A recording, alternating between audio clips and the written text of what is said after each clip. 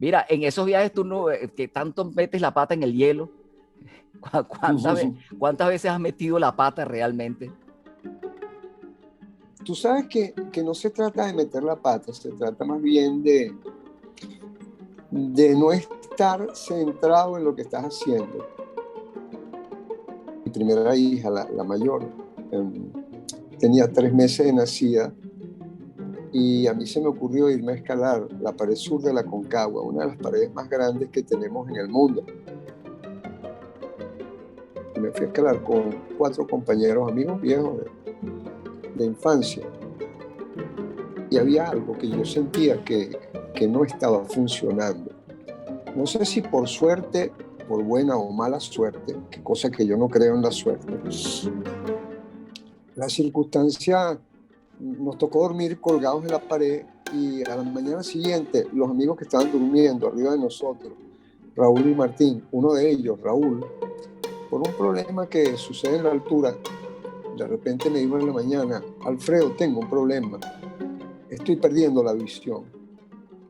Y yo dije, wow, este es el momento para decir que me quiero ir para mi casa. La metida de pata, como tú la quisiste llamar, fue haber tomado la decisión de que uno de los momentos más grandes de la vida de una persona, cuando nace su primera hija, en mi caso era una hembrita que muy bella hoy día, ya tiene 36 años, te estoy hablando hace 36 años, no haber aprovechado ese momento junto a ella y haberme ido a escalar. Entonces, ¿cuál fue la metida de pata? Que mi emocionalidad no estaba en ese momento. Y eso es peligrosísimo porque pierdes el centro de lo que estás haciendo, arriesgas demasiado. Alfredo Utiero es un montañista de larga milla con expediciones en varios continentes. Sus botas han dejado huella en las nieves perpetuas de los Andes, los Himalayas y los Alpes.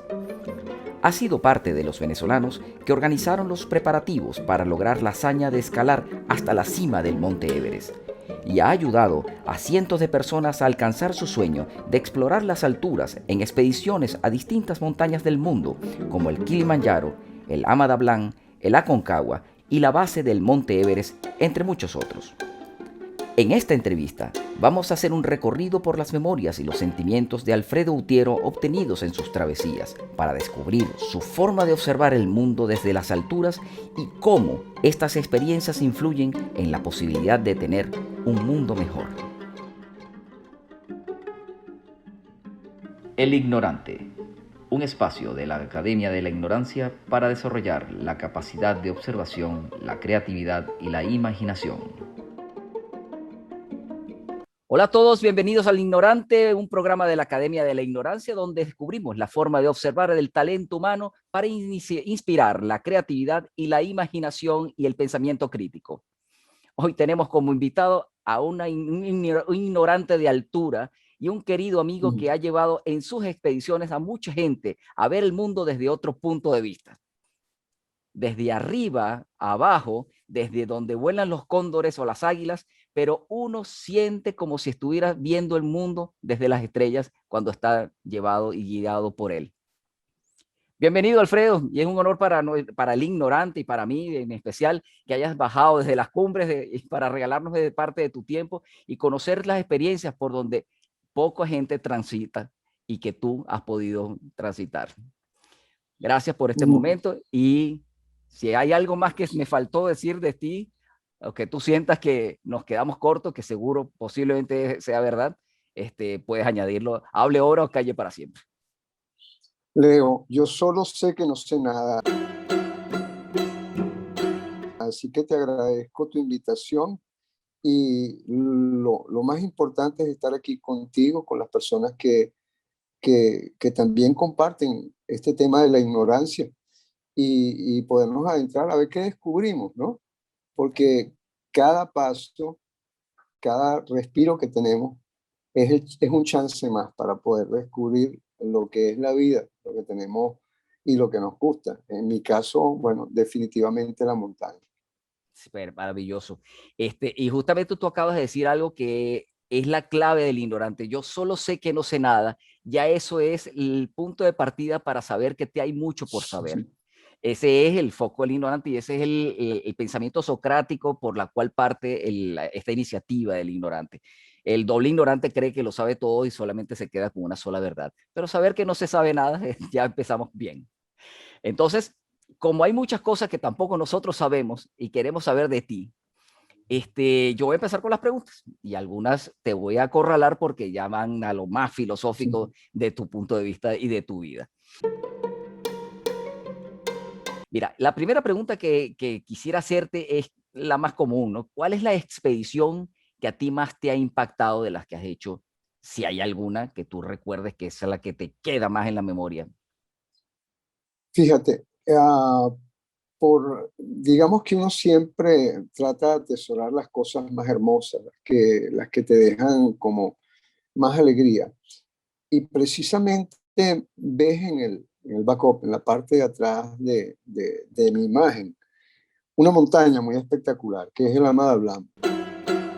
El Amada Blanc está precisamente en la zona del Everest y es una montaña técnica que, como verás su forma, eh, tiene los brazos extendidos, ¿no? Es la madre de gran corazón que cuida a los caminantes que van camino hacia el Everest. Una montaña sumamente técnica y hasta principios de los años 70 fue una montaña. No fue, sino que por el hecho de ser una montaña sagrada, eh, no se otorgaba el permiso para escalarla. Nosotros en el año, si no me equivoco, 94, pudimos y tuvimos la gran fortuna de escalar esta montaña. Cuando digo nosotros, me refiero a varios escaladores que posteriormente conformamos y nos agrupamos en lo que se conoció como el nombre de Proyecto Cumbre.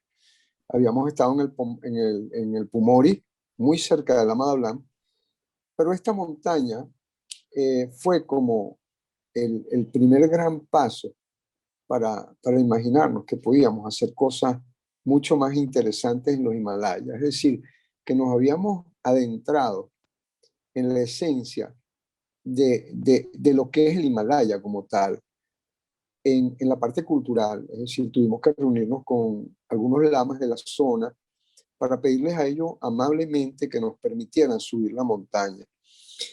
Y el hecho de que la montaña fuera técnicamente exigente nos permitió como que trabajar en un equipo bien consolidado en el que 7 escaladores pudimos lograr la cumbre de esa montaña. El equipo completo que nos habíamos propuesto llegar a la cumbre, llegamos a este lugar.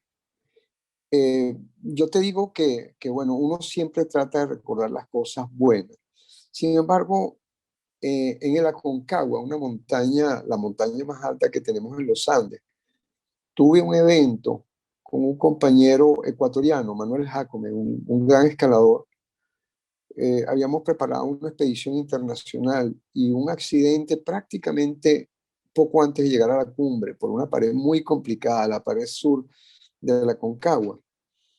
Ese accidente nos colocó en un ambiente muy particular, en ese ambiente de límite entre la vida y la muerte. Así que bueno, en esa oportunidad también yo tuve una experiencia que jamás se borrará de mi vida, que por suerte me sacó de mi zona de confort y me hizo plantearme varias cosas bien importantes sobre el tema de la amistad, sobre el tema de hasta qué punto hay que arriesgar para conseguir lo que uno se propone. En este caso, simplemente algo sin sentido, que es alcanzar el punto más alto de una montaña. Mm, Que eso es lo bello del montañismo, mm, que es una actividad que no tiene sentido. Es ujú, simplemente una cuestión de ego.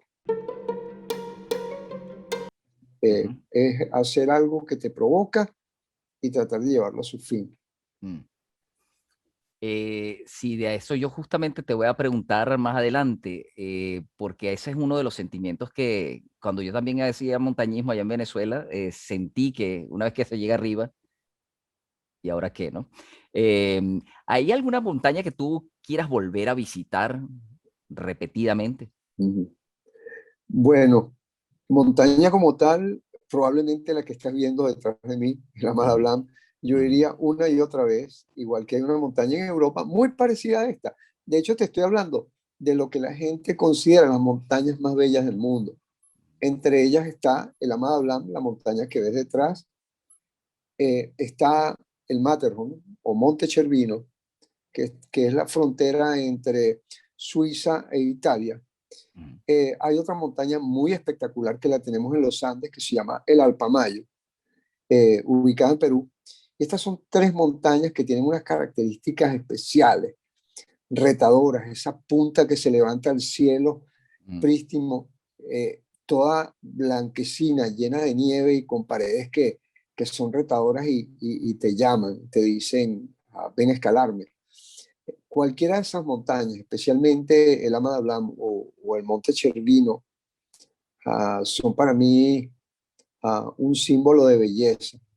Y yo creo que lo que más llama a una persona, en particular a mí, de una montaña es su belleza. Aunque hay montañas feas, entre comillas, pero muy llamativas, que provocan. El Aconcagua, el Gran Centinela de Piedra, por ejemplo, por poner un caso, igual el Kilimanjaro. Son montañas que no son bellas como tal, en el sentido de ah, tener una cabellera larga, unos ojos brillantes. Simplemente son montañas que están allí por ejemplo, el caso de la Concagua es la montaña más alta de los Andes. Siempre tiene algo, un canto de sirena que te convoca y te dice ven y súbete. ujú.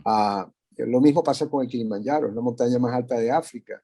Un gran volcán en el medio de una sabana rodeado de miles, millones de animales como nunca podrás ver en tu vida y una flora exótica, una cultura totalmente diferente a la nuestra. Eso también es encantador. Mm. Justo de eso te quería preguntar ahorita, porque las montañas no solo son las piedras y las nieves y los bosques que rodean o que componen esa montaña, sino la cultura de la gente. ¿Dónde te has sentido mejor recibido en todos estos viajes que tú has hecho? Yo, fíjate, lo que dices es muy particular, ¿no? Yo siempre me he dicho, si tú fueras a vivir en otro lugar, ¿dónde vivirías, no? Mucha gente te diría Nueva York, París, Luxemburgo, ¿no? Yo te diría que me iría, en un principio, cuando yo comencé a escalar fuera de Venezuela, porque verdaderamente los Andes venezolanos son hermosos, pero cuando empecé a escalar fuera de Venezuela, Ecuador, me hizo delirar, como probablemente deliró Bolívar, viendo el Chimborazo, una montaña majestuosa, que el ecuatoriano con su orgullo trata de decir que es la montaña más alta del mundo porque es la que tiene mayor distancia entre su cumbre y el centro de la Tierra. Sin embargo, para mí lo que realmente me ha encantado, me ha cambiado la vida, como yo le digo a las personas que viajan conmigo a Nepal, yo le digo, si este viaje no cambia tu vida, eres mi invitado, yo te devuelvo todo el dinero que has invertido. Eh, porque, porque precisamente el nepalés, entre ellos especialmente los Sherpas, son personas, primero que le dan un significado muy especial a la montaña. Son todas deidades, son dioses que protegen al bondadoso y castigan al orgulloso, al malo. Eh, y es una cultura que te abre los brazos. Estés donde estés, te ayudan, eh, están contigo, entienden lo que haces, a pesar de que muchas veces uh, lo hacen de una manera muy diferente. Entonces, el hecho de tener que involucrarte con ellos, tratar de aprender su idioma, eh, compartir en esos momentos difíciles una taza de té, a compartir la motivación que los hace vivir en un ambiente tan duro como es el Himalaya, hace que tú aprecies eso y entiendas que mucho más allá de esos caprichos que tenemos nosotros los que vivimos en las ciudades, hay gente que tiene motivaciones muy diferentes y, y que le dan importancia a cosas que nosotros muchas veces no entendemos. Eso. Y bueno, y cuando tienes eso, esa amistad, pues uno siente que el camino es más bonito, más seguro. Pero cuando no la tienes, ¿te has perdido en algún viaje? Yo le digo a la gente que yo siempre que voy a la montaña, lo que quiero es perderme, es tratar de que nadie me encuentre, es tratar de yo encontrar cosas diferentes. Ya vas, paréntesis, es que acabo también de hacer una entrevista a una Ah, persona que trabaja en turismo y cuando le hice esta pregunta, me dijo exactamente lo mismo. mm, Yo lo que busco es perderme, porque si no, no aprendo. claro, yo te digo, perderme representa, fíjate, yo muchas veces le digo cuando me convocan a algún rescate en alguna zona particular, generalmente aquí en Venezuela, para ir a buscar alguna o algunas personas extraviadas. ¿Cuál es mi técnica? Mi técnica es llevar mi cabeza a perderme. De esa manera yo trato de llegar a lugares donde a nadie se le ocurriría llegar.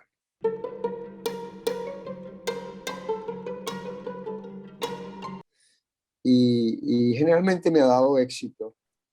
Yo trato de utilizar las técnicas más sencillas. Antes uno trataba de equiparse con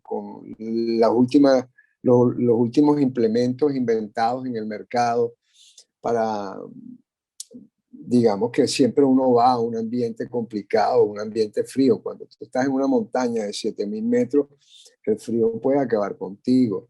La, el hecho del aire enrarecido hace que tú tengas que utilizar equipos especiales. Algunas personas hasta se atreven a utilizar oxígeno o, o qué te digo, carpas resistentes, en fin.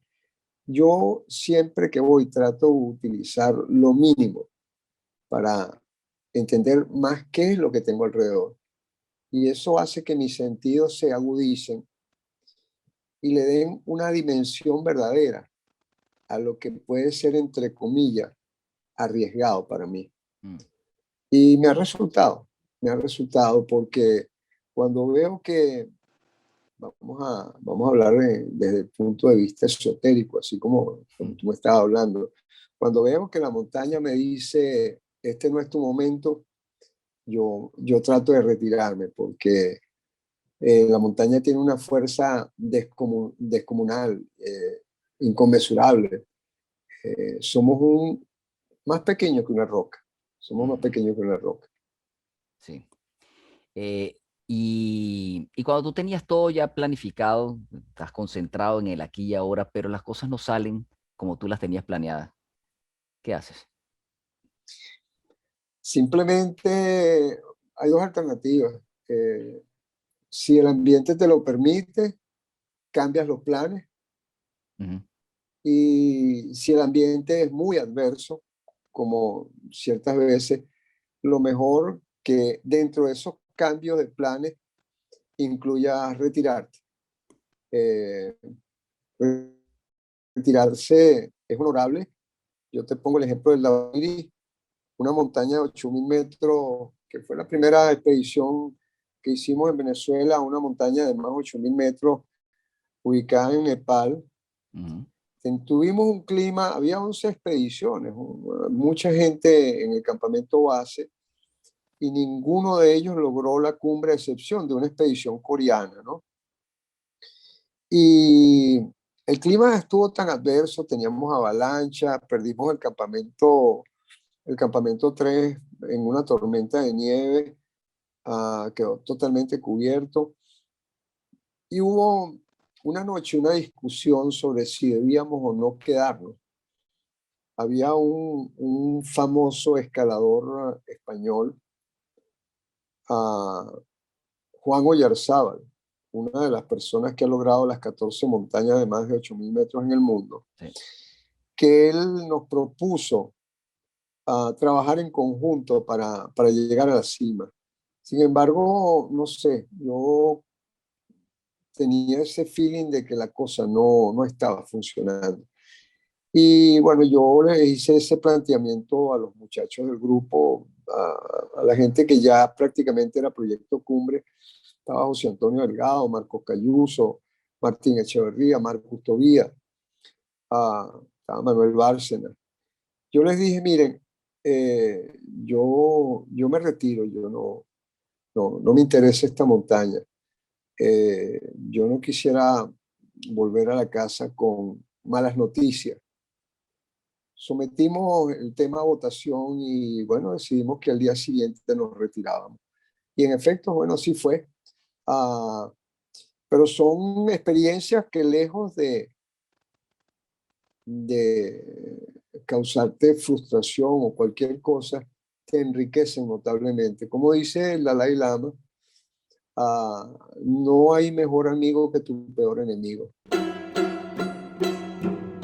porque es donde tienes que aprender precisamente de tus debilidades, de tus equivocaciones, porque los amigos, bueno, lo que hacen es gratificarte la existencia. Y en lo gratificante uno se alegra, de lo complicado uno aprende. Sí, eso como dicen el papagayo, el cometa, la cometa no levanta vuelo si no tiene el viento en contra. Eso es correcto. Eh, Mira, eh, mezclando todas estas cosas en el que tienes el aprendizaje de cuando algo no te sale bien o cuando te pierdes, eh, tú, yo me pregunto cómo has mezclado eso cuando tú has tenido que entregarte a un sistema de una gerencia, una organización del turismo de montaña, cuando llevas expedicionistas contigo. La montaña seduce, la Mm. montaña te abstrae y, y deja absorto el pensamiento y te aísla y te lleva al sentimiento. ¿Cómo haces para poderte mantener en lo terrenal y disfrutar de lo Ujú. espiritual teniendo todo este gentío a cuestas que también dependen de ti? Sí, tú has hablado de una cosa bien particular, que es la sensibilidad. La montaña, si tú estás sumergido en lo que sucede, la montaña te sensibiliza no solamente a tu interior, sino al interior de la persona que te acompaña. De hecho, si hay un lugar donde el equipo tiene una verdadera importancia, es en la montaña, porque es lo que hace que tu fortaleza se consolide. Esa es la palabra. Entonces, ¿qué es lo que haces? Tratas de mantener todo el tiempo tus sentimientos a flor de piel y te das cuenta de una gran cantidad de cosas, sobre todo a través de la experiencia, que a lo mejor algunas de las personas que están a tu lado no pueden vislumbrar con la misma claridad. No por nada, sino por el hecho de que, um, digamos que tú conoces qué puede suceder bajo circunstancias particulares. Por ejemplo, la gente me dice, Alfredo, ¿cómo sabes tú que va a llover? Y yo les digo, bueno, mira esas nubes que están ahí arriba, esas nubes quieren decir que el tiempo va a cambiar de un momento a otro. Dependiendo a qué hora estén esas nubes en el cielo, tú sabes que va a llover y la intensidad de cómo va a llover. Sabes entonces que tienes que resguardarte o tienes que adelantar un poco el campamento. Entonces, es el hecho de compenetrarte con el entorno. Es como cuando estás en una ciudad que te aturde. Estas personas que trabajan en finanzas y se van a Nueva York a probar suerte con la bolsa de valores y hacer apuestas a circunstancias tan variables como el alza o la baja de precio de cosas que prácticamente no existen. Es simplemente una cuestión de feeling. Algunos tienen éxito, otros no.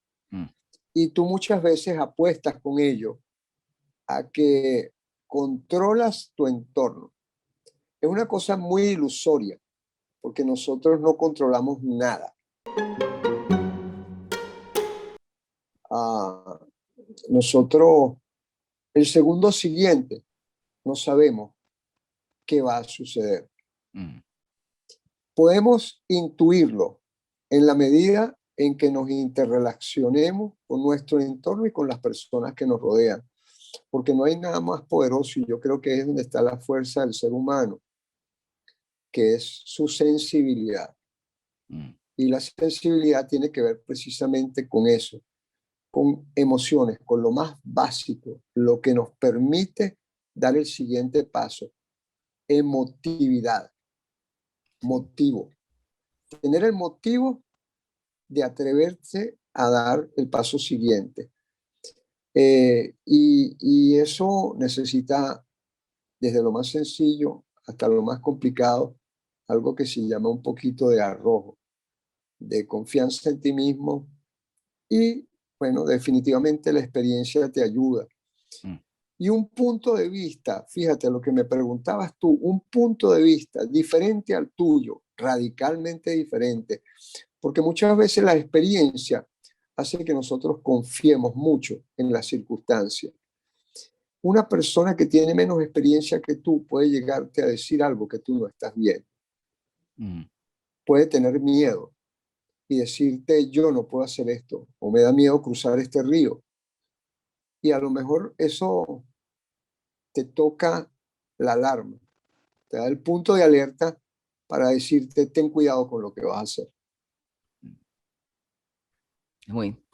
Mira, estamos ya empezando a entrarnos en un punto más místico y espiritual de esta conversación. Y yo he observado que te gusta mucho Tagore. Sí, sí. Es hermoso. Leer Tagore a mí me encanta. Ahora, ¿por qué te apasionó Tagore? ¿Qué te absorbe de él para que tú te hayas inclinado a identificarte con muchas de sus escrituras? ¿Qué hay en él y qué hay en la montaña que te asocia con él? Bueno, Tagore tiene una característica que, por el hecho simple de su cultura y haber nacido en la India, su respeto por lo natural se sublima hacia confundir lo humano con lo espiritual. Es decir, la espiritualidad es una construcción humana. Y precisamente sobre eso trabaja Tagore. Trabaja sobre algo que tú no sabes si está hablando de una mujer, si está hablando de Dios, si está hablando del hombre, si está hablando de un río. Está hablando de sensibilidad, de precisamente lo que habíamos comentado en momentos anteriores. Y cuando tú vas a la montaña es por eso, porque quieres sentirte sensible a lo que te rodea. No es que no lo puedas hacer en la ciudad. En la ciudad también puede hacerse eso, pero yo creo que la ventaja de la montaña es que no hay reglas. Las reglas, ¿por qué? Porque las reglas le establece la montaña en sí, el entorno. Tú puedes ir a una montaña y tienes que entender que si haces algo malo lo vas a pagar. Lo vas a pagar. Por ejemplo, lo que está sucediendo hoy día, estos cambios de temperatura, este calentamiento global que todos hablamos, es simplemente por un error que hemos tenido con nuestro entorno, con la naturaleza. Hemos roto un ciclo del cual nosotros formábamos parte. ¿Por qué? Bueno, viene desde muy atrás. Nosotros nos creíamos unos seres especiales, tanto así que en épocas remotas eh, nosotros nos considerábamos los controladores de la naturaleza. Y resulta que ahora nos estamos dando cuenta de que la naturaleza es la que nos controla a nosotros. Y yo diría más aún, que es donde está el acierto, que nosotros somos parte de esa naturaleza. Así es.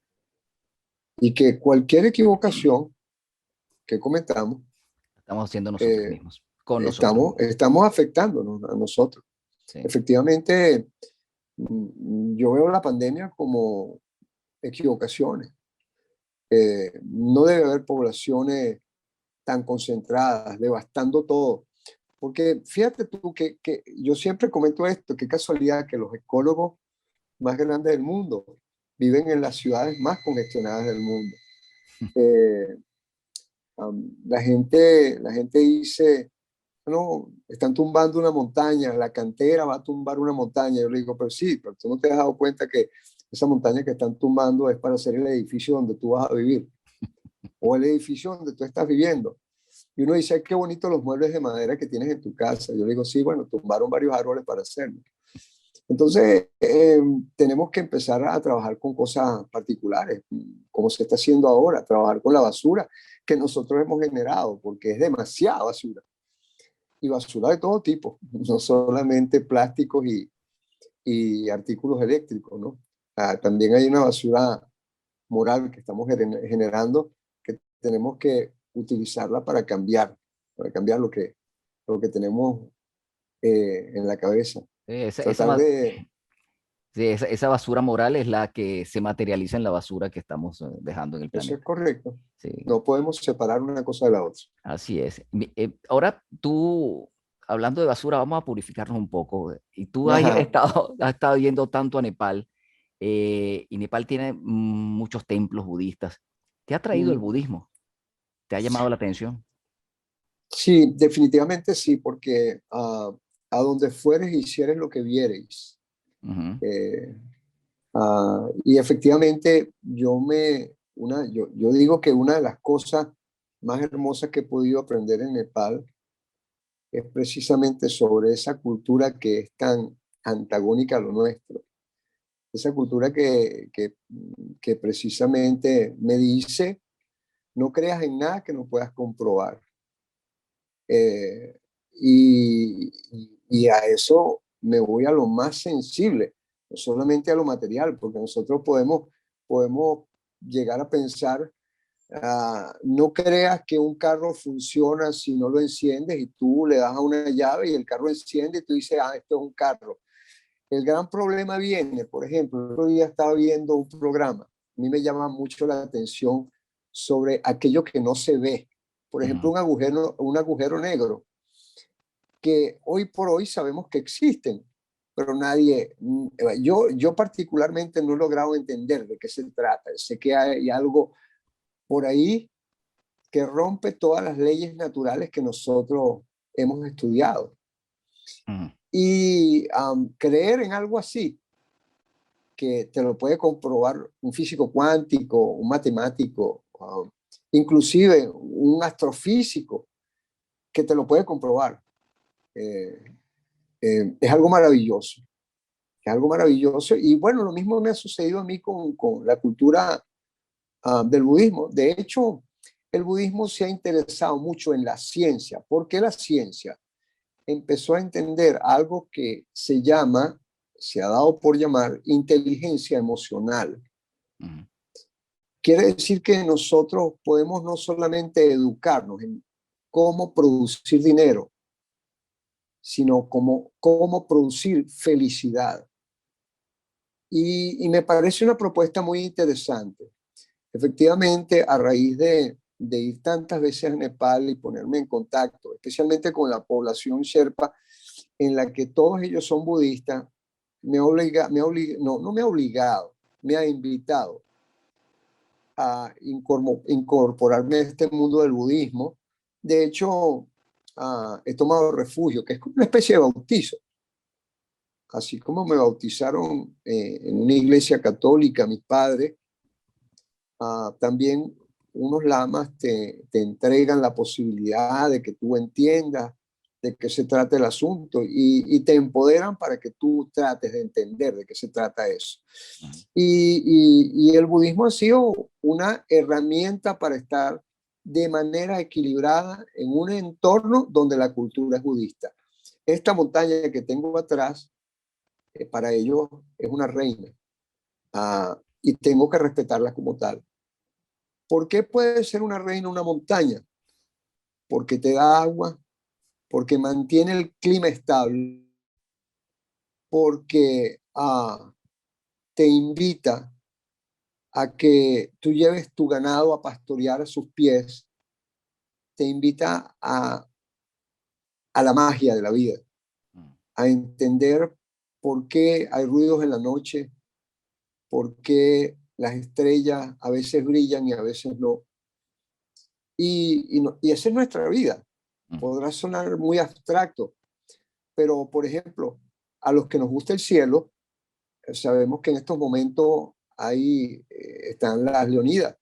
Las estrellas están pasando por la atmósfera terrestre. Y bueno, la gente sigue asombrándose. Una de las cosas maravillosas de la vida es que todavía hay gente que se asombra con los amaneceres y con los atardeceres. Hay gente que se asombra todavía con despertarse y ver una montaña tan hermosa como el Ávila, para los que viven en Caracas. Y esta capacidad de asombro permite que tú explores tu espiritualidad, que no tiene que ver nada con religión. Así. Y bueno, una de esas áreas de exploración que me ha llamado la atención mucho es el tema budista. Sí. Eso me hace remitirme, ahorita que estás hablando de eso, a un cuento de Jorge Luis Borges. Yo no sabía que Jorge Luis Borges también era budista. Sí, sí. Eh, y hablas de los amaneceres, de cómo la gente puede todavía verse sorprendida por un amanecer o por un atardecer, se abre el espíritu cuando lo ven. Y Jorge Luis Borges tiene un libro, un cuento que se llama Tigres Azules. Ese era el cuento de un expedicionista, así como tú, que estaba por la India buscando unos tigres que le habían dicho que eran unos tigres azules, de colores, de un azul que jamás se había visto en la naturaleza. Él estaba abstraído por buscar encontrar a ese bendito tigre. Al final se dio cuenta que lo tenían engañado porque no querían que descubrieran que eran unas piedras que estaban en un sitio sagrado en la India.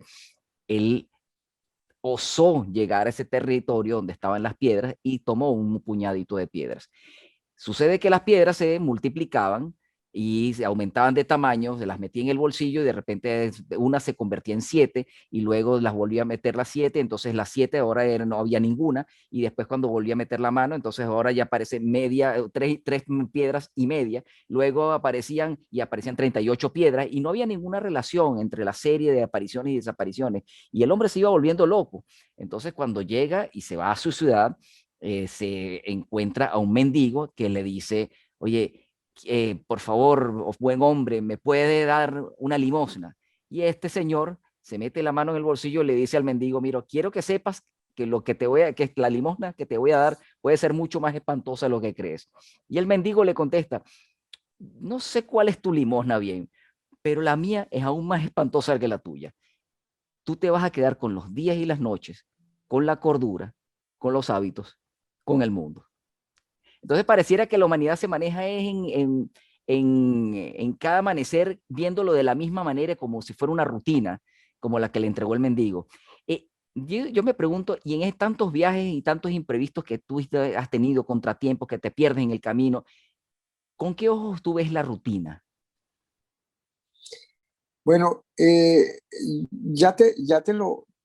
lo comenté anteriormente, el tema de la rutina. La rutina es el momento que estás viviendo. De resto, tener expectativa es como, claro, uno siempre piensa en el futuro por el hecho de consolidar lo que quisieras que sucediera, pero es que eso está fuera de tu control. Para mí, la rutina tiene que basarse en lo que realmente te encanta, en ese amanecer que te impresiona. Tienes que buscar que el momento siguiente pueda impresionarte. Yo creo que el secreto de todo, digamos, de la felicidad, es tener una vida de impresiones,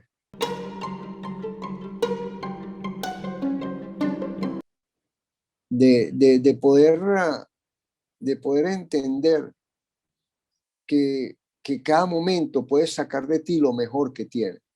Mm. ¿Qué sentido tiene un amanecer? Los colores serán. O de que va a comenzar un nuevo día. No tengo idea. Lo cierto es que yo estoy en una montaña y veo que el cielo se enrojece. Y me parece que ese color es más maravilloso que el rojo de un Ferrari. Mm. Hay mucha gente que se quedaría con el rojo del Ferrari. Yo me quedo con el rojo del atardecer o de un amanecer. ¿Y por qué? Porque no tengo idea por qué. Es mi parte de la ignorancia, de la cual todos entendemos. No quiero entenderlo, quiero asombrarme. Eso es todo lo que yo necesito. Que mi momento, que nunca pueda perder mi capacidad de asombro. Hay una ventaja. Nosotros en Venezuela no podemos perder la capacidad de asombro. Es impresionante, porque fíjate, en una ciudad, eso es maravilloso, ¿no? Fíjate el contrasentido. Me fascina el programa que tienes de los ignorantes, ¿no? Pero tú podrás decir, hay ignorancia en la maldad. Y yo te digo que sí, que no hay nada peor que no tener expectativas, ¿no? Y yo creo que muchos gobernantes han perdido esa capacidad de entender el entorno en el que ellos viven. Ellos se han construido mundos ideológicos que no existen, que la historia ha comprobado que no existen, aunque la historia en realidad no dice nada porque nosotros somos los artífices de la historia. Eh, pero es eso, la cotidianidad es el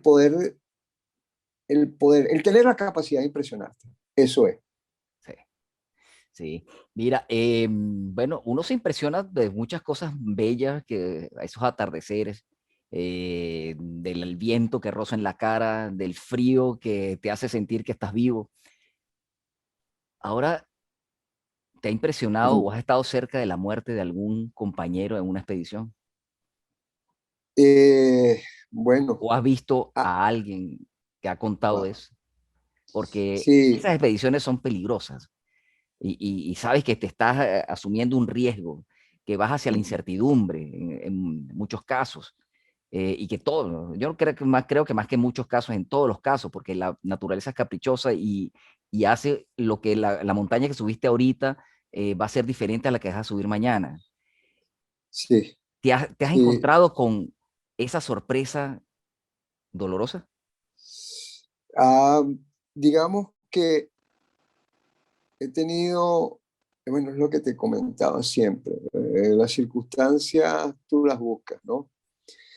He perdido amigos, sí, definitivamente, y he vivido el sufrimiento de esa pérdida prácticamente con algo que es peor que estar presente.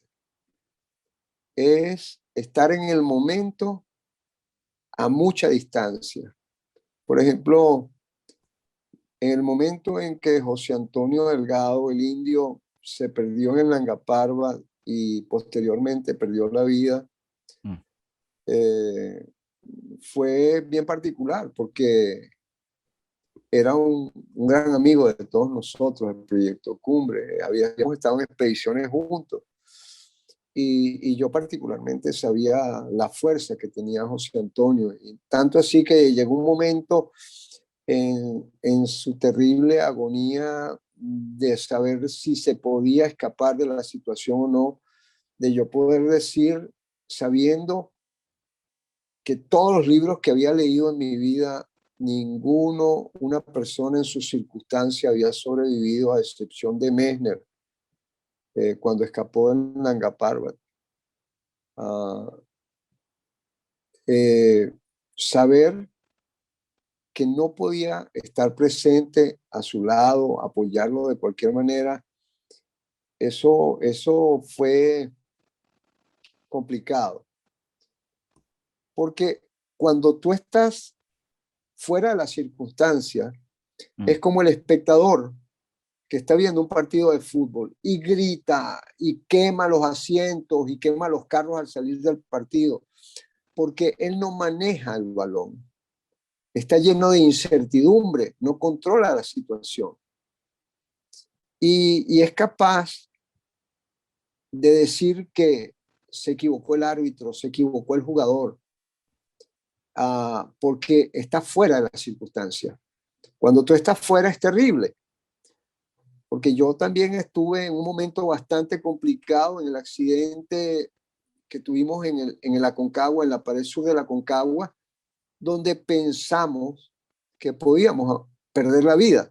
Llegó un momento que evaluamos y dijimos, bueno, vamos a darle, pero creo que de esta no salimos. Y afortunadamente no vuelvo a tocar el tema de la suerte, que a mí no me gusta. Pudimos salir bien del asunto. Bueno, bien, un poco estropeados porque Manuel tenía dos costillas rotas, tenía el arco supraciliar fracturado, perdimos parte del equipo. Sin embargo, las circunstancias nos ayudaron, la montaña nos ayudó. Sí.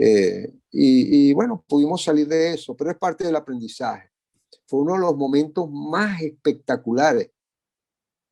Ese momento límite entre lo que existe y lo que no existe, cuando pierdes precisamente la sensación del tiempo, esa sensación que habíamos hablado el otro día, no entender si estabas presente o realmente era todo un sueño.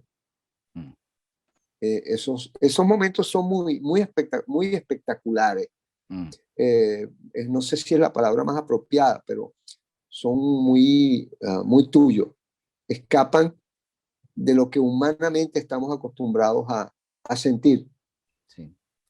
El tiempo es un factor que se mide de manera racional, a través de un reloj, a través de un calendario, pero Sí. el tiempo es simplemente una noción de un movimiento, pero últimamente, a medida que me adentro más en lo particular, el mundo cuántico y el mundo budista, el espacio-tiempo del mundo de la relatividad de Einstein se me va convirtiendo al espacio-conciencia. Y en ese espacio-conciencia están jugando unos valores que ya no obedecen al presente o al pasado o al futuro, sino a todos los elementos del presente, pasado y futuro en un mismo momento. Y entra en esa abstracción en la que no sabes si pasó un segundo en todo el tiempo que pasaste o se te hizo un siglo ese momentico que pasaste. Las montañas, ¿cómo son para ti y qué representan ese tiempo cuando tú llegas a una cima de una montaña? En las montañas hay una consideración particular. El tiempo pierde mucho valor en el sentido de que probablemente caminas de noche, no tienes horario para dormir, el agotamiento te puede hacer dormir durante el día, la noche tienes que aprovecharla porque la nieve y el hielo están duros, es decir, rompes los esquemas. Tú ves que los campesinos no seguían por relojes numéricos, ellos seguían por si está lloviendo, si el sol salió, si viene la noche, y ellos saben que hay actividades que pueden manejar durante el día y actividades que pueden manejar durante la noche. Es volver a ese pertenecer a un ambiente, no al controlarlo. Es ese cazador que pasa 6 días detrás de su presa porque, porque tiene que comer, pero respeta a su presa porque sabe que hay vida detrás de ella y que si exagera puede quedar sin comida en un futuro. Eh, el tiempo, el tiempo está marcado por las posibilidades que tú tienes de moverte. Yo digo, a mí una vez discutiendo con precisamente que tú hablas de físico cuántico, estaba discutiendo estos temas con unos físicos, profesores de la Universidad Central,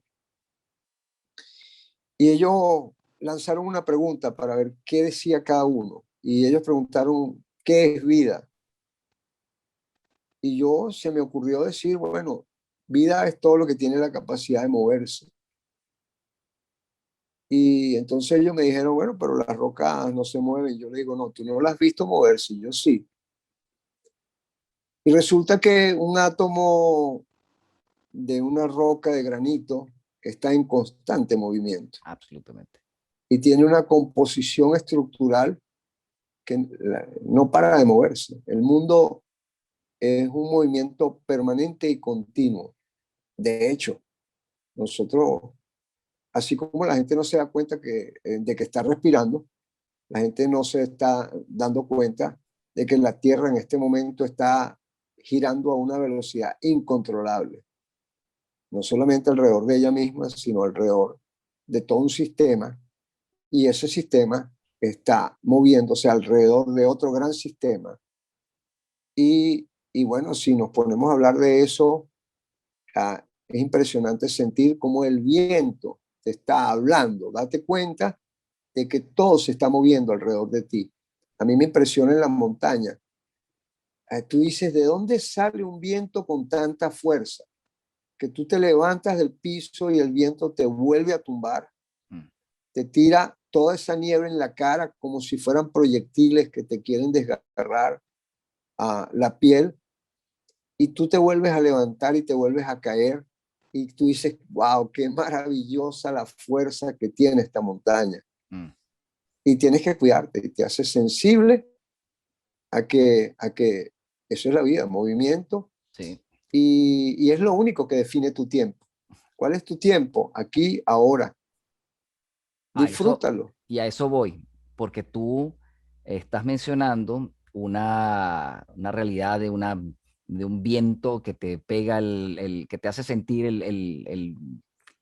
la nieve o el hielo en la cara, en el que avanzas y tienes una trayectoria, que tienes que el día llueve, pero desde el punto de vista del sentimiento. Y vuelvo ahora a retomar el espacio conciencia, el tiempo conciencia. Cuando tú llegas a 8.000 metros de altura, superas los 8.000 metros de altura en los Himalayas, ¿tú te sientes que llegas a la montaña o al Olimpo? Tú te sientes, wow. Si te dijera que es un momento neutro, donde el tiempo muere, estás Ajá, ahí y no sabes qué es. ajá. Prácticamente, bueno, es una condición muy particular, Háblame de esa porque condición. a partir de cierta altura, tu cuerpo trabaja al límite. De hecho, fíjate la coincidencia de lo que me estás preguntando. Médicamente, a partir de los 7.600 metros de altura, hay algo que se ha dado por llamar la zona de la muerte. Mm. Es decir, estás en un lugar donde no debieras estar. Es un absurdo lo que te estoy diciendo, pero lo único que te hace llegar a ese lugar es tu voluntad, porque el cuerpo no vale nada.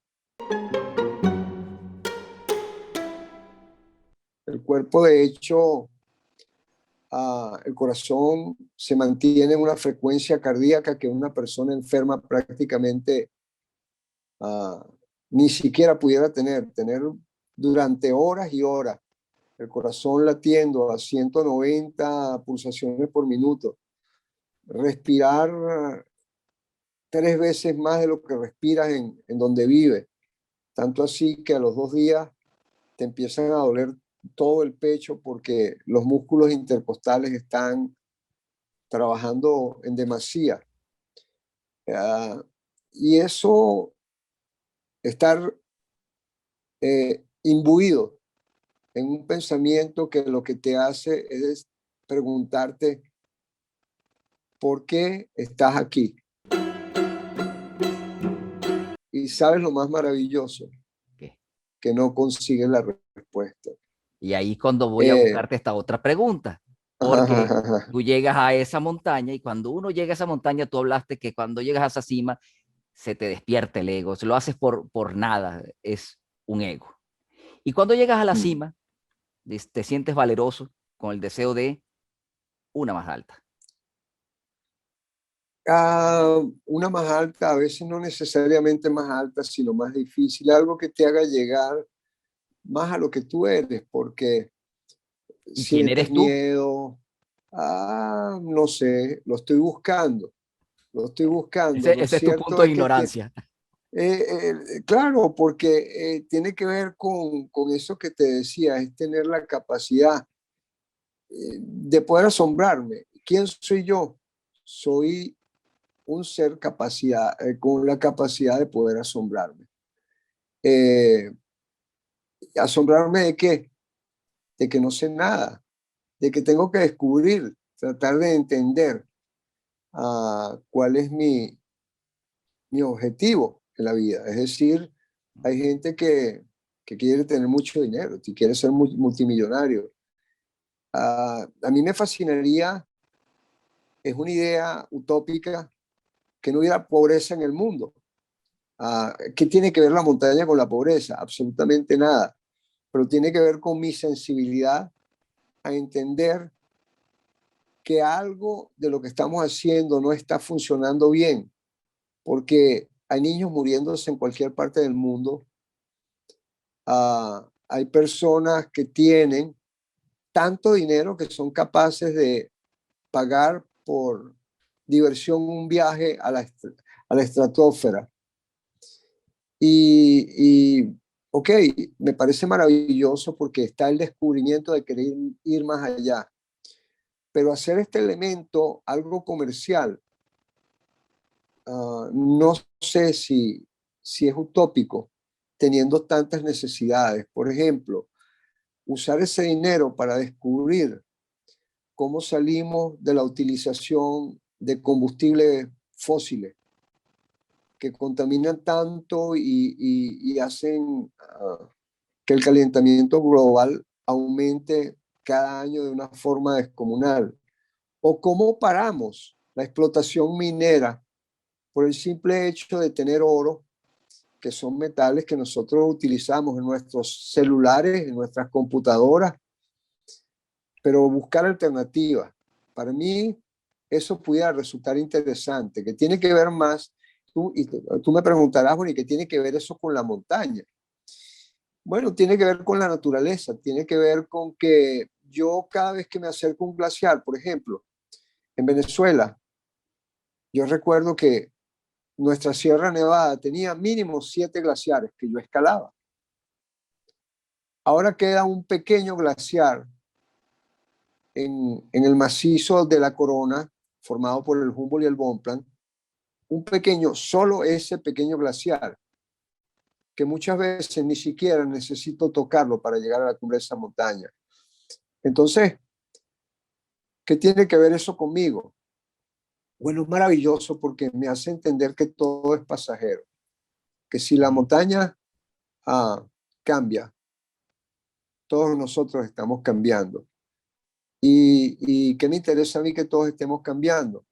Bueno, que existe la posibilidad de que estas circunstancias adversas que estamos viviendo puedan cambiar. ¿Por qué? porque yo lo veo constantemente cuando camino por las montañas. Cada segundo es diferente al otro. No hay nada permanente. Cada vez que voy a una montaña, como tú dijiste anteriormente, la montaña es diferente. Si cambian las montañas que tienen tanta fuerza, imagínate nosotros los seres humanos. Hoy vi una película, un video, fue un corto, sobre el armamento moderno, cómo está cambiando. Y yo digo, ¿será que nosotros tenemos que ver estas porquerías funcionando? Que de hecho ya las estamos viendo, ¿no? Y hay ataques con misiles y contramisiles. Y yo digo, ¿todo eso para qué? Para tener que entender que estamos haciendo algo equivocadamente. Esas son las cosas que tenemos que averiguar y los que todavía mucho ignoramos y todavía tenemos por conocer. Sí, Estuvo muy fantástico tu disertación. Te me has adelantado en muchas de las preguntas que tenías porque encontraste la misma vía con la que se conecta una montaña con nuestra realidad. Y te iba a preguntar justamente eso, cuando tú pasas el límite de las nieves perpetuas después de los 5.000 metros, que se hacen cada vez más escasos, ¿cómo veías tú el mundo desde arriba? Y ya nos has dado la respuesta y ha sido fabuloso tu mensaje al mundo. Eh, yo creo que estas escaladas, vistas desde la, el, el extremo en el que uno puede ya adentrarse en sus propios pensamientos y en su propia conciencia, sin ruidos, es la que nos permite hacer ese silencio para poder ver esos elementos que tú estás, o algunos de esos elementos que tú estás detallando, que logras ver de esos cambios en las montañas, cómo nos está también afectando esos cambios a nosotros, que es una traducción más bien, como tú bien dices, de el cambio que estamos viviendo nosotros y cómo nos estamos afectando nosotros mismos. Mira, Alfredo, yo de verdad quedo sumamente complacido y muy satisfecho, creo que más bien sobresatisfecho de las respuestas a las preguntas que traía, eh, porque más allá de tus experiencias y recorridos, lo que quería adentrarme es justamente qué hay en el alma de Alfredo Utiero recogido a través de esos viajes.